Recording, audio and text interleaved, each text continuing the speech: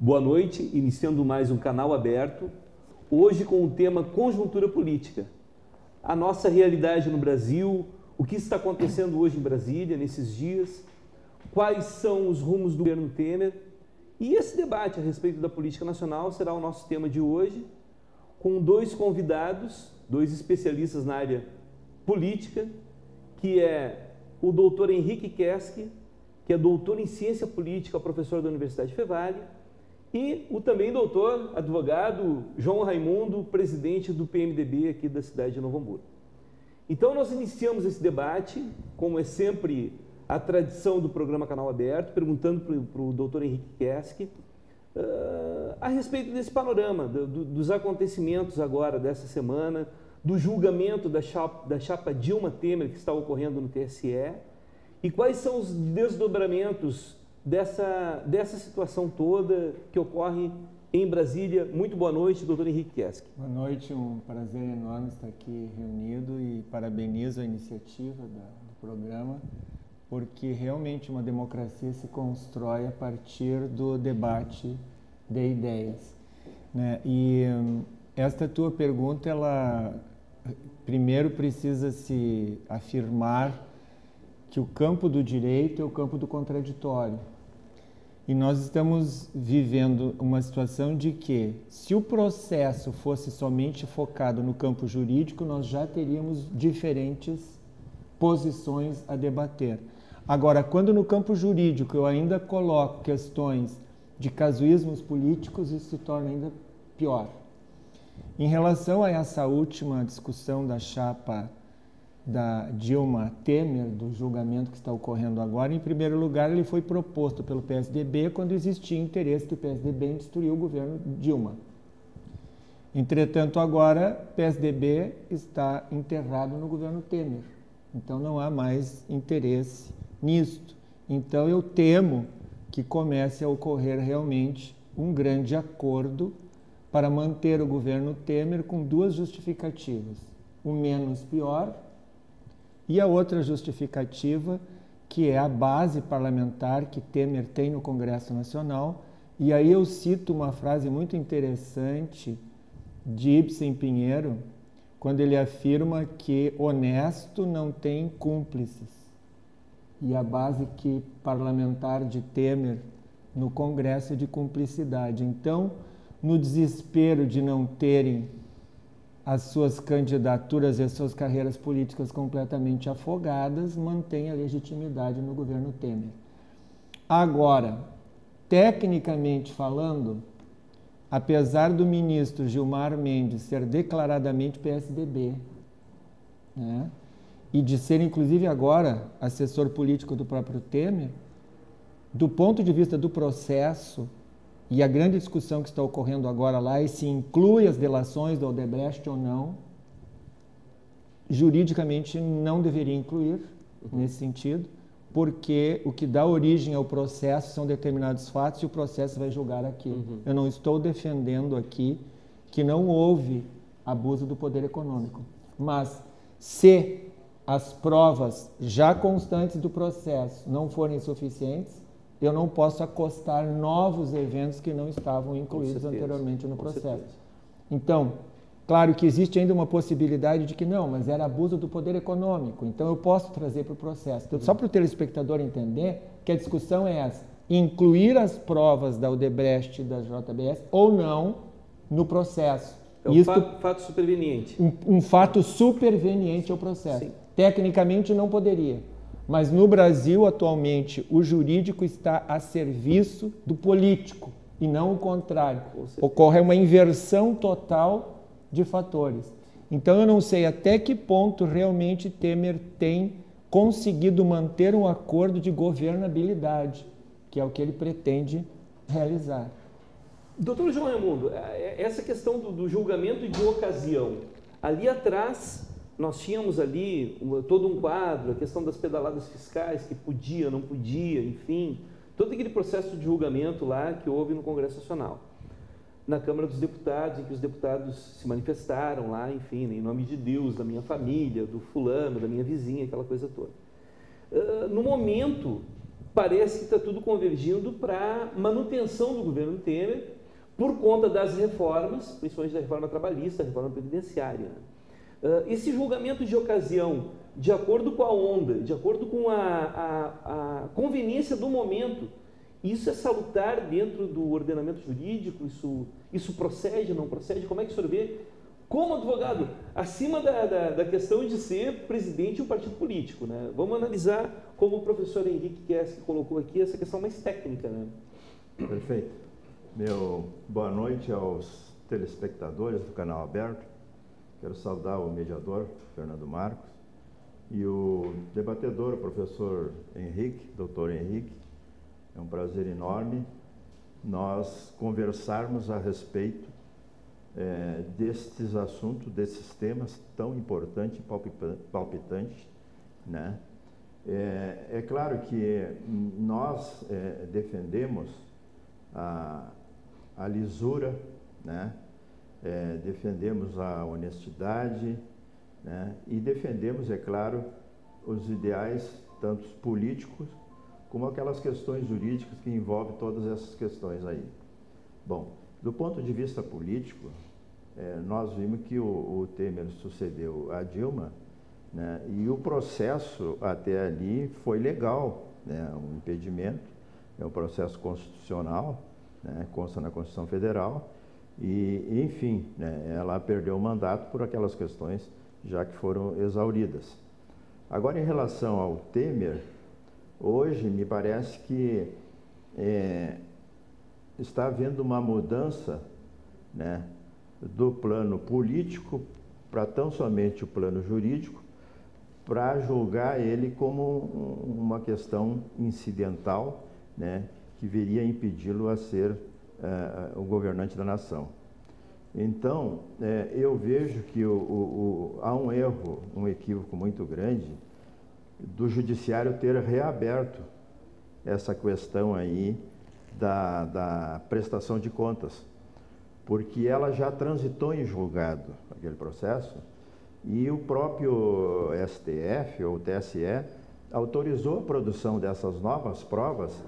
Então essa reabertura aí, isso realmente vai trazer uma confusão muito maior, vai muito mais levar um complicador à mente, né, e aos pensamentos de todas as pessoas da nossa nação, né, de que até um certo descrédito ao judiciário, ao poder judiciário, porque há quem diga já que será uma grande pizza, será uma grande marmelada, né, se o processo não for condenatório em relação à chapa Dilma Temer, né, de formas que eu imagino que a grande reforma que o país teria que ser feita é a reforma política, assim como a tributária, e não a fez, né? E, de uma certa forma, o governo Temer ganhou legitimidade, está trabalhando economicamente com todos os setores da vida privada do país, né? Com um bom entendimento com a nação. Houve um arranjo político. É claro que aqueles vícios que o doutor falou ali assim, né? Como quem diz assim, né? Me diga com quem tu andas que eu digo quem tu és, né?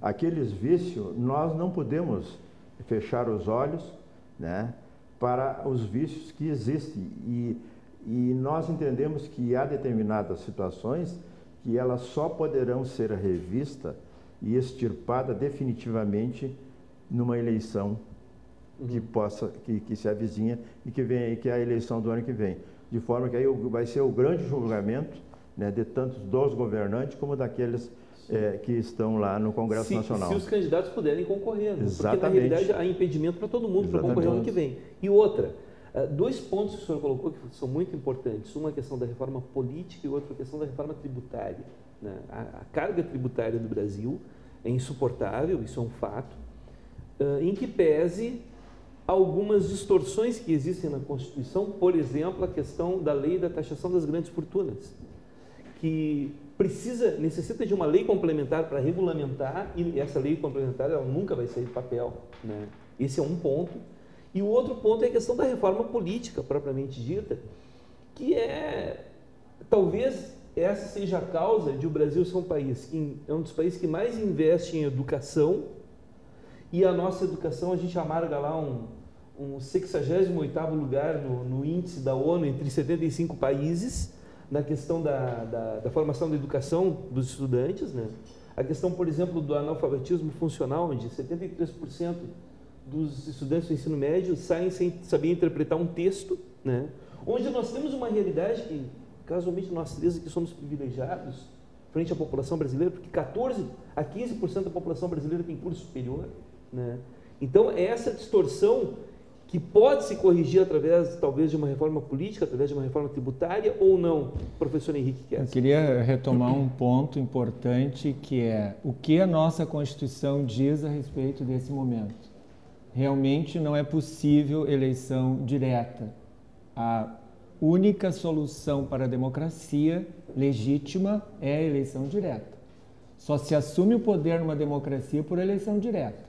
Mas a Constituição estabelece outro rito. A Constituição diz que no impedimento do Temer, o presidente da Câmara assume interinamente. Nos últimos 2 anos. E convoca, é eleito, na verdade, por eleição indireta, qualquer cidadão brasileiro com mais de 35 anos de idade ligado a partido político. O que deveria ser feito, então, seria isto, se seguíssemos efetivamente o que diz a Constituição. Não é possível uma proposta de emenda constitucional nesse momento, até porque este Congresso que está aí, 60%, 70% dele está comprometido com a Operação Lava Jato, não interessa nem esta PEC, nem reforma política nenhuma. Ao contrário, porque estas forças políticas que estão no Congresso Nacional são as mesmas que assumiram desde a democratização com o fim da ditadura militar. E em time, infelizmente, que está ganhando, não se mexe. E quem é que lucrou com essa estrutura? Exatamente estes políticos do Congresso Nacional que estão no poder. Historicamente, ocorreu uma transferência de poder. O que antes era o poder executivo, nas mãos dos militares, passou para o poder legislativo com o nome de governabilidade. Então formaram-se esses pequenos partidos de aluguel que vendem o voto, e não só por cargos, vendem o voto por dinheiro mesmo. E aí só se governa o Brasil através desse processo. Então a reforma política, como tu dizes, teria que incidir sobre este processo. Só que eu não vejo efetivamente condições neste Congresso Nacional para tanto. Meu medo, enquanto isso, e agora vem uma discordância aqui, eu entendo que o senhor representa o PMDB, mas eu não reconheço legitimidade no governo Temer, porque eu não estou aqui defendendo o PT, eu não tenho vinculação política nenhuma, mas como eu te disse, democracia só se assume pelo voto direto e não com um golpe parlamentar, como foi o mandato do Temer. E o problema aqui que eu vejo, Fernando, é a agenda que Temer está realizando.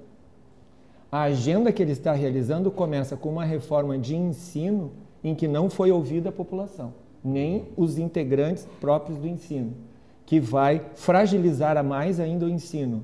Uma reforma trabalhista que vai fragilizar as relações de trabalho, obrigatoriamente.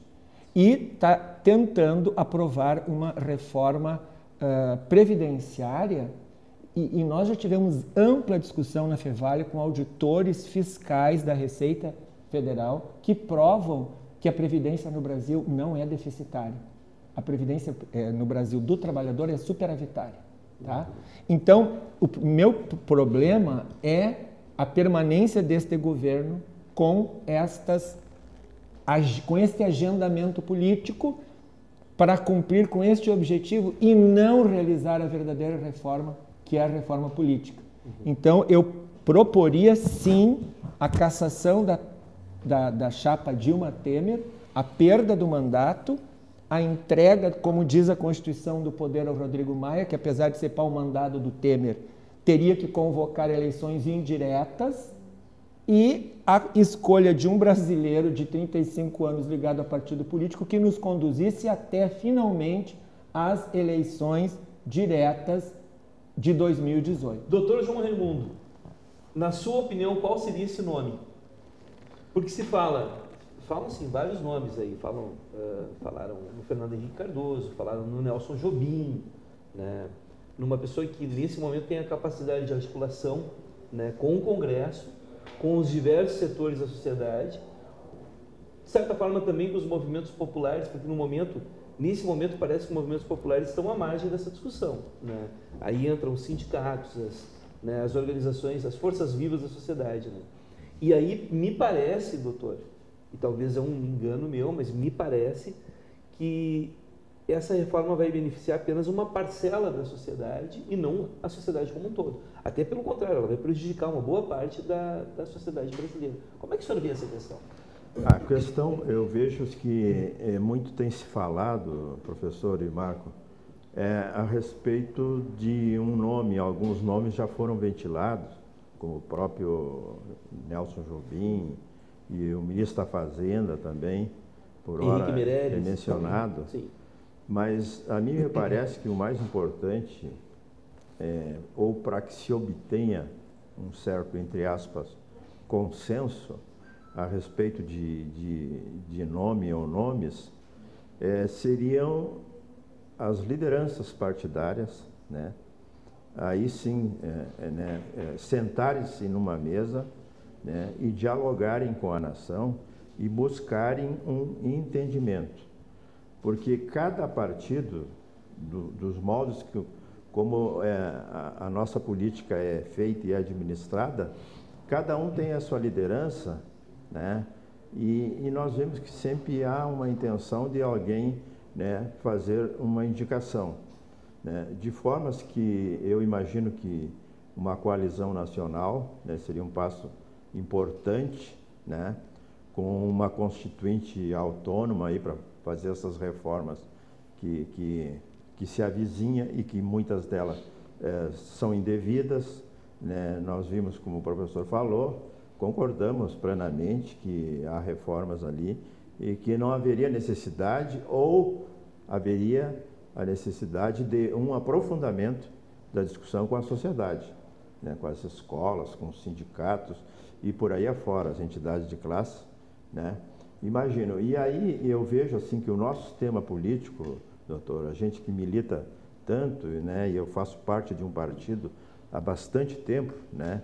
Não quero dizer que somos melhor que alguém, não, em absoluto, né? Nós vemos que há uma falta de sinceridade muito grande nas agremiações partidárias, porque há pouco tempo, eu me lembro, o Germano Rigoto saiu pelo Brasil afora para fazer um anteprojeto de reforma para a reforma tributária, né? O Partido dos Trabalhadores indicou um competente deputado seu para fazer um anteprojeto para fazer-se a reforma política, né, eleitoral, né? Inclusive eu me recordo que eu fiquei assim mais ou menos, né, levei um choque quando naquele projeto ali, né, se falava de que o financiamento das campanhas deveria ser público. Veja bem, né? E isso tudo ficou engavetado, o país não andou para frente, as pessoas trabalharam e nós vimos hoje que nós estamos quebrando cabeça, nos debatendo, porque essas reformas não saíram e por falta de vontade política, pelo maniqueísmo, né, por tudo que há em todos os partidos, em todos os partidos. No nosso partido também, assim não é diferente. Então, eu imagino que um grande ajuste nacional, antes de nome, deveria sair até para, na eventualidade, se fazer um governo de transição, aí, um governo,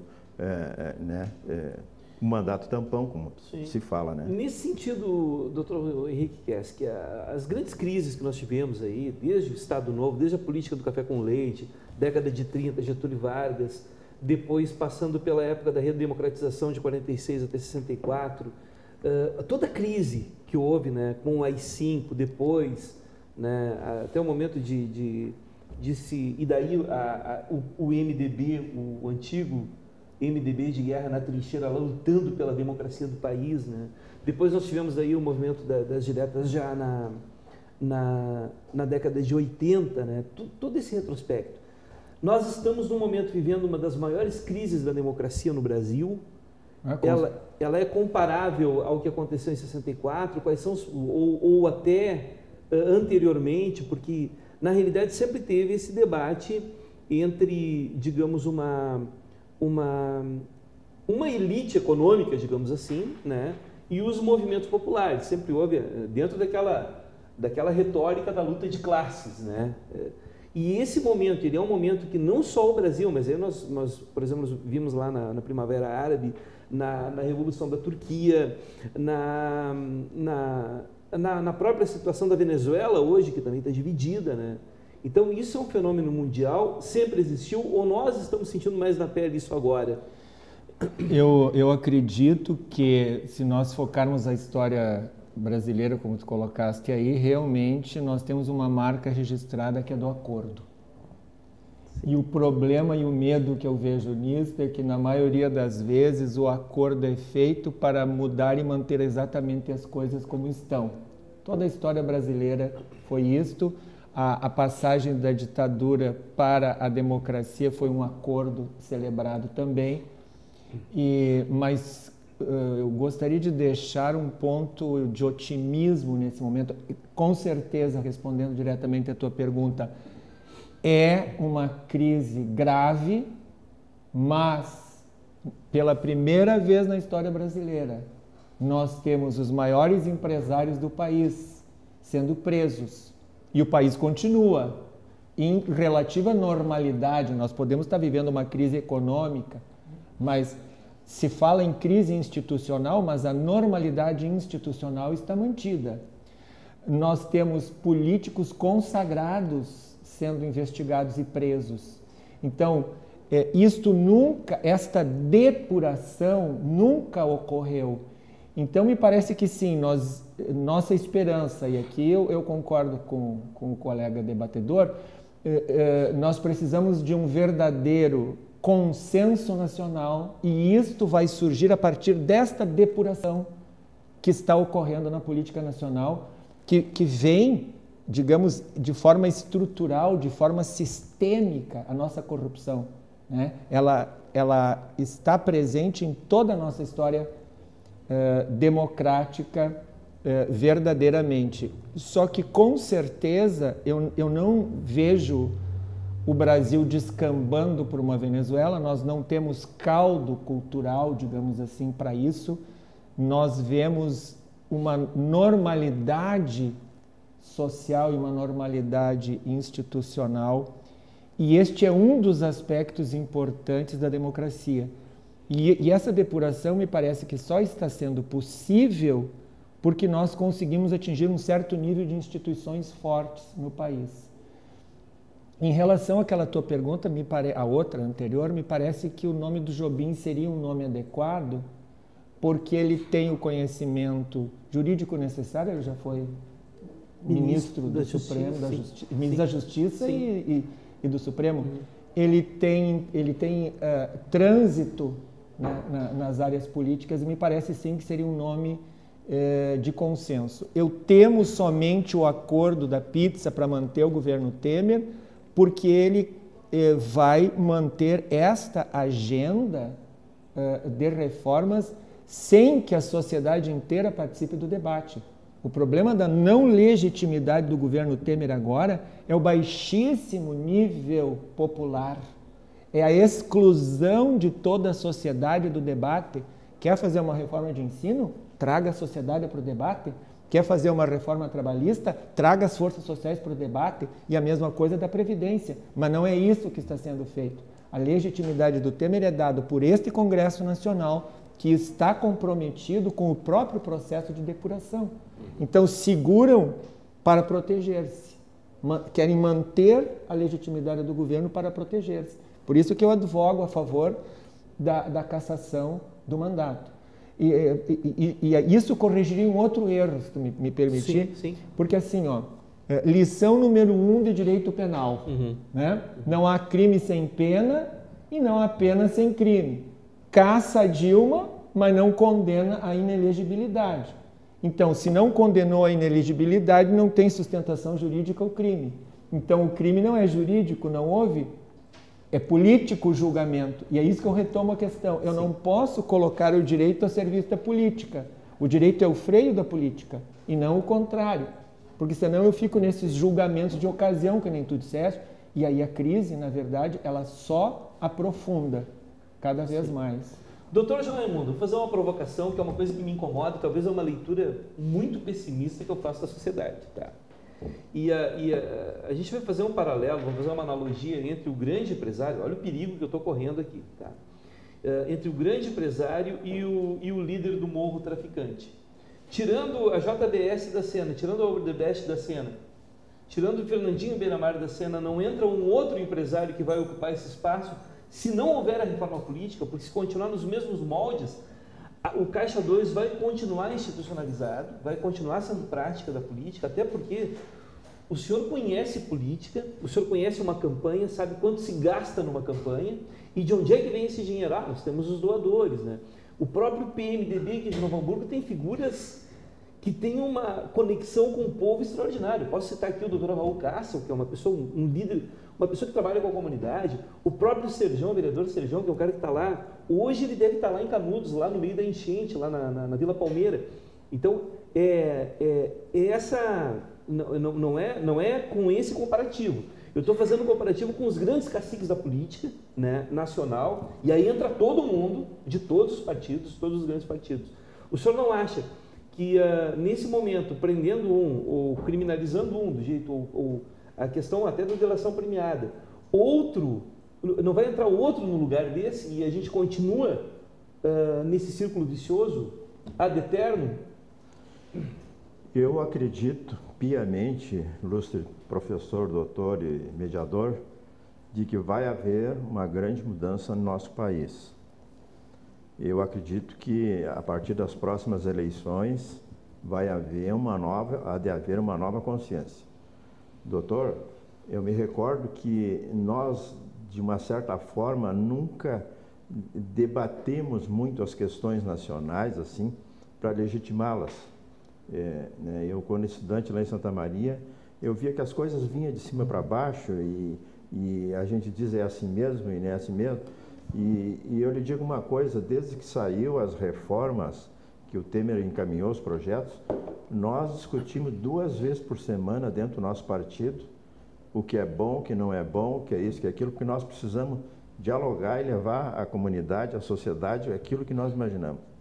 E nós discutimos e discordamos seriamente de muitas propostas enviadas ali, tanto na reforma trabalhista como na reforma previdenciária.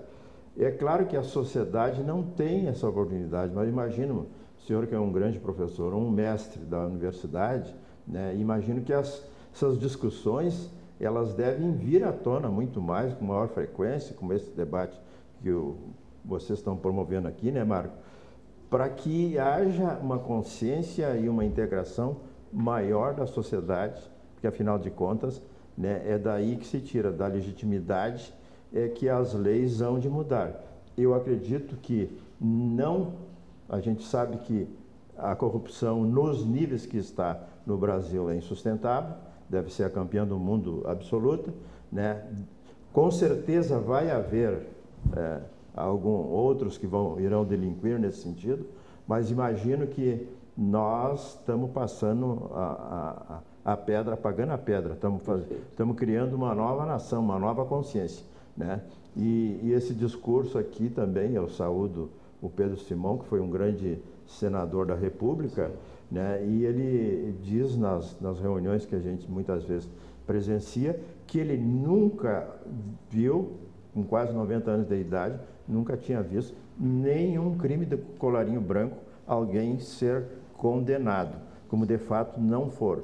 E agora há condenações, há homens presos de todos os partidos, né? E vão ter que cumprir pena. Né? Então, exemplo maior que a nação está dando, né? Nós temos que ter eu acho que é um grande legado, professor, né? que está deixando-se a nação. Nós vamos fazer um pequeno intervalo para os nossos apoiadores culturais aí, e retornamos em seguida com mais Canal Aberto.